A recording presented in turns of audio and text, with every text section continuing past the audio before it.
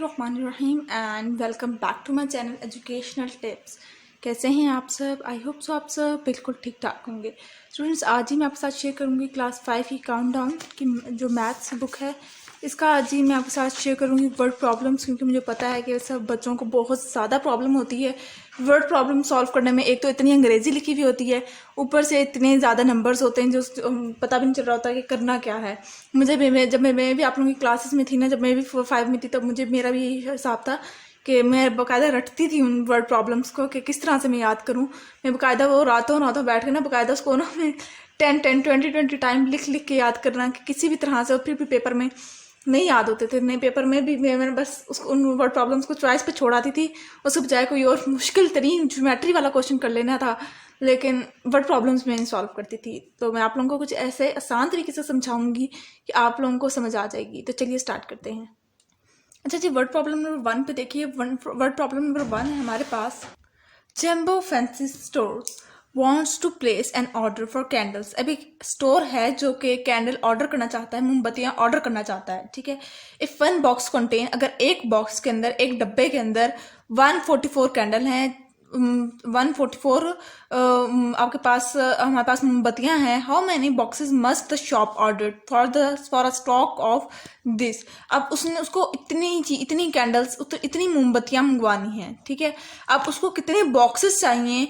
अगर एक बॉक्स के अंदर 144 कैंडल्स हैं, ठीक है, तो उसको कितने बॉक्सेस चाहिए होंगे कि वो अपने शॉप के अंदर इतनी कैंडल्स ला सके, ठीक है। बॉक्सेस बताने हैं आपने, तो इसके अंदर आप सिंपली क्या करेंगे, डिवाइड कर देंगे। थोड़ा सा अगर हम लोग समझ के करें ना वर्ड प्रॉब्लम्स, तो समझ के करें तो सॉल्व हो भी जाती, लेकिन मैं तो अपने टाइम में समझती नहीं थी ना, क्योंकि बस मेरे तो भूत आ था रट्टे वाला। ठीक है, तो आप लोग कोशिश करेंगे समझ के करें, ठीक है, रट्टा ना लगाएं, क्योंकि फिर रट्टे से ना पेपर में भूल जाता होता है। 1 बॉक्स कंटेन इतने थी, और number of boxes that contain इतने क्रैकर्स थे। ये क्रैकर्स मेरे पास गलती से लिख दिया, इधर कैंडल्स लिख लें आप लोग, कैंडल, ठीक है जी। अब आपने क्या करना है, डिवाइड कर देना है। 144 को बाहर रखें और नंबर ऑफ बॉक्सेस बाहर रखें, सॉरी नंबर ऑफ बॉक्सेस के अंदर कितने कैंडल्स चाहिए थी, जितनी आप लोगों को उसको अंदर रखें और फिर डिवाइड कर दें, और फिर 695 आपको बॉक्सेस चाहिए होंगे, ठीक है जी।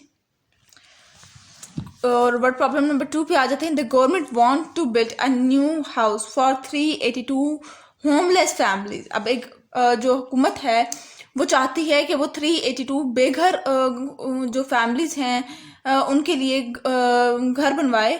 इफ ईच कॉस्ट, अगर हर घर की एक घर बनवाने पर उनको इतने पैसे खर्च करने पड़ते हैं, how much will the project cost all together. जब वो लोग 382 होमलेस फैमिलीज के लिए, यानी कि 382 बेघर फैमिलीज के लिए घर बनवाएंगे, तो उन्हें कितने खर्च करने पड़ेंगे, वो आप लोगों ने बताना है कि टोटल कितने बनेंगे उनके पैसे, अगर एक घर में इतने पैसे लगते हैं।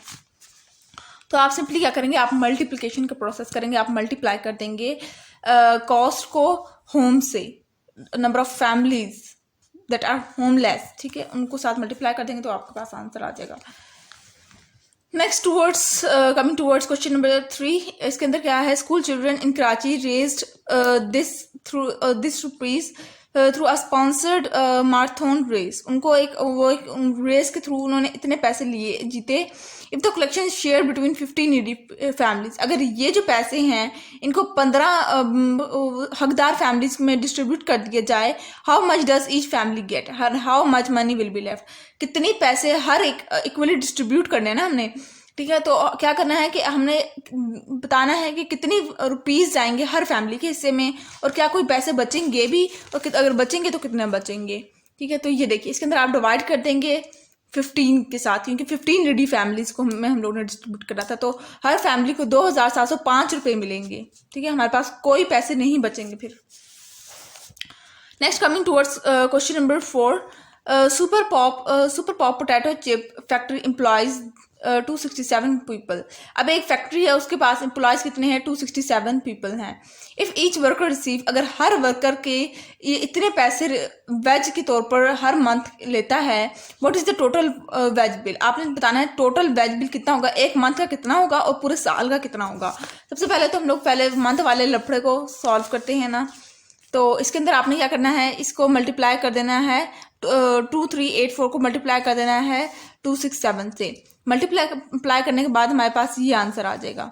ठीक है, अब क्या करना है आपने, अब सेकंड पार्ट में आपने होल ईयर की फाइंड करना था, तो पूरे साल में 12 महीने होते हैं, तो जो मंथ की थी ना, 1 मंथ मनी की थी ना, जो 1 मंथ मनी को हम लोग महीनों से मल्टीप्लाई कर देंगे, मल्टीप्लाई बाय 12 करेंगे, तो फिर ये होल ईयर की इतने खर्च होते हैं as a wage of employers. ठीक है, अब आ जाते हैं वर्ड प्रॉब्लम नंबर 5 पे। If a rocket travels a distance of 756,480 kilometer in 240 hours, how many kilometer does it travel in 1 hour. अगर एक रॉकेट है वो 240 आवर्स के अंदर इतना डिस्टेंस ट्रैवल करता है, तो वो 1 घंटे में कितना करेगा।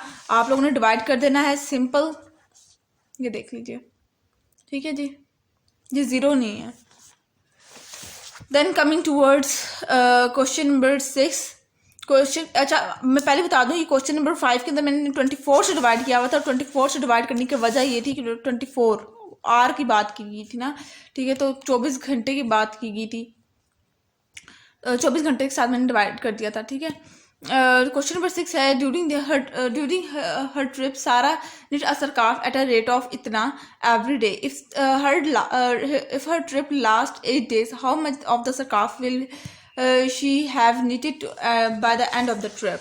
तो ये क्वेश्चन नंबर 6 का आंसर ये है। ये बहुत ही मुझे सबसे ज़्यादा आसान लगा। इसके अंदर आपने क्या करना है, 469 को मल्टीप्लाई कर देना 8 से, सो सिंपल, तो आपके पास ये आंसर आ जाएगा। ठीक है, then coming towards question number 7। Question number 7 है, if a project need this money to be completed, then how much money will be needed for 100 such projects. अब वो कह रहे हैं कि एक प्रोजेक्ट कंप्लीट करने में कंपनी को इतने पैसे इन्वेस्ट करने पड़ते हैं, इतने पैसे लगाने पड़ते हैं। अगर वो एक कंपनी है जिसने 100 प्रोजेक्ट्स कंप्लीट करने हैं और हर प्रोजेक्ट के लिए इतने पैसे चाहिए, तो टोटल कितने बनेंगे। ठीक है, टोटल तो आपने मल्टीप्लाई बाय 100 कर देना है और ये आपके पास आंसर आ जाएगा। ठीक है, अब आ जाते हैं क्वेश्चन नंबर 8 पर। क्वेश्चन नंबर 8 है हमारे पास, अ पार्क कैन अकोमोडेट 50,000 पीपल। एक पार्क के अंदर 50,000 लोग हैं। How many people can be accommodate in 10 such park. अगर 10 इस तरह के पार्क हों तो कितने बंदे आ सकते हैं। ठीक है, तो ये देखिए, मल्टीप्लाई बाय 10 कर देंगे, सो सिंपल, और फिर हमारे पास ये आंसर आ जाएगा। ठीक है, अब 9 पे आ जाते हैं। But problem number 9, if rupees this are donated to a welfare trust in 1 month. अगर इतने रुपीज एक महीने में किसी ऑर्गेनाइजेशन को वेलफेयर ट्रस्ट को दे दिए जाते हैं, then how much will be deposit in 42 month. तो आपने बताना है कि 42 मंथ्स के अंदर कितने एक वेलफेयर ट्रस्ट के पास पैसे टोटल हो जाएंगे 42 मंथ्स के अंदर, अगर हर महीने इतने पैसे दिए जाते हैं। तो ये क्वेश्चन नंबर 9 है। तो ये है जी, मल्टीप्लाई बाय आपने 42 कर देंगे, और हर अगर 42 महीने के लिहाज से देखा जाए तो इतने पैसे एक वेलफेयर ट्रस्ट के पास, एक इदारे के पास इतने पैसे आ जाते हैं ट्रस्ट के पास। ठीक है, अच्छा जी, क्वेश्चन नंबर 10 है जी हमारे पास, a student pays rupees this annually to a school. एक बच्चा है वो इतने रुपए पूरा साल में देता है। हाउ मच डज ही पे मंथली। तो उसका बताना है आपने कि वो एक मंथ में कितना देता होगा। अगर वो हर महीने की फीस उसकी हर पूरे अगर होल ईयर की बात की जाए, एनुअली यानी कि होल ईयर, उनको उस होल ईयर की जितनी भी उसकी फीस है वो मिला के इतने हुई है। ठीक है, तो आपने बताना है कि उसकी एक महीने की फीस यानी कि मंथली कितनी फीस होगी। तो आपने डिवाइडेड बाय 12 कर देना है, क्योंकि होल ईयर में 12 मंथ्स आ जाते हैं। तो डिवाइडेड बाय 12 कर देंगे तो हमारे पास उसकी एक महीने की फीस 10,250 रुपये होगी। ठीक है जी,